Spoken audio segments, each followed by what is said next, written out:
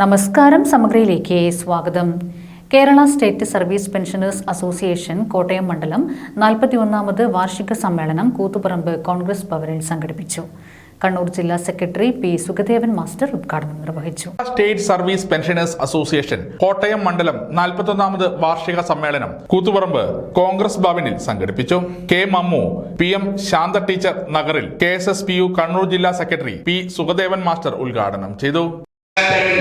എല്ലാ സംഘടനയിലും നേതാക്കളെ മെഡിസെറ്റിന്റെ കാര്യം ചർച്ച ചെയ്യാൻ വേണ്ടി വിളിച്ചെങ്കിലും അത് നടന്നില്ല. കാരണം കോടതി പറഞ്ഞത് ഈ പരാതി കൊടുത്തവരെ മാത്രം കേൾക്കണമെന്ന്.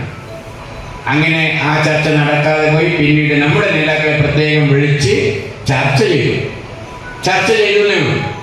കോടതി പറഞ്ഞു ചർച്ച ചെയ്യണം, അതുകൊണ്ട് കോടതി അലക്ഷ്യം ഉണ്ടാകാതിരിക്കാൻ വേണ്ടി, അല്ലെങ്കിൽ കോടതിയുടെ നിർദ്ദേശം അനുസരിച്ചു എന്ന് വരുത്താൻ വേണ്ടി, ചർച്ച ചെയ്തെന്ന് വരുത്താൻ വേണ്ടി മാത്രം ചർച്ച ചെയ്തു.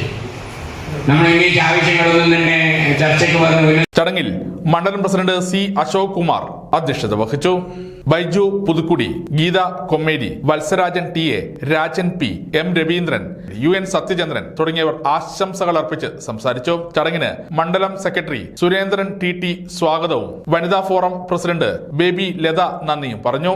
ചടങ്ങിന്റെ ഭാഗമായി രാവിലെ പതാക ഉയർത്തൽ, പ്രാർത്ഥന, അനുശോചന യോഗം എന്നിവയും സംഘടിപ്പിച്ചിരുന്നു. മണ്ഡലം സെക്രട്ടറി TT സുരേന്ദ്രൻ 2024-25 വർഷത്തെ വാർഷിക റിപ്പോർട്ടും മണ്ഡലം ഖജാൻജി U പ്രദീപൻ വരവ് ചെലവ് കണക്ക് അവതരണവും നടത്തി. തുടർന്ന് നടന്ന പ്രതിനിധി സമ്മേളനം സംസ്ഥാന സെക്രട്ടേറിയറ്റ് മെമ്പർ AK സുധാകരൻ ഉദ്ഘാടനം ചെയ്തു.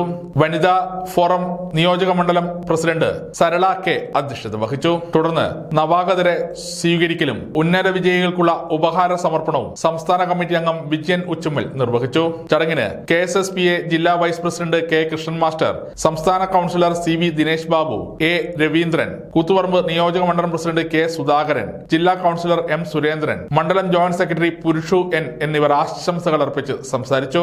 MM ഗംഗാധരൻ മാസ്റ്റർ ചടങ്ങിന് സ്വാഗതം പറഞ്ഞു. തുടർന്ന് പുതിയ ഭാരവാഹികളെ തെരഞ്ഞെടുത്തു.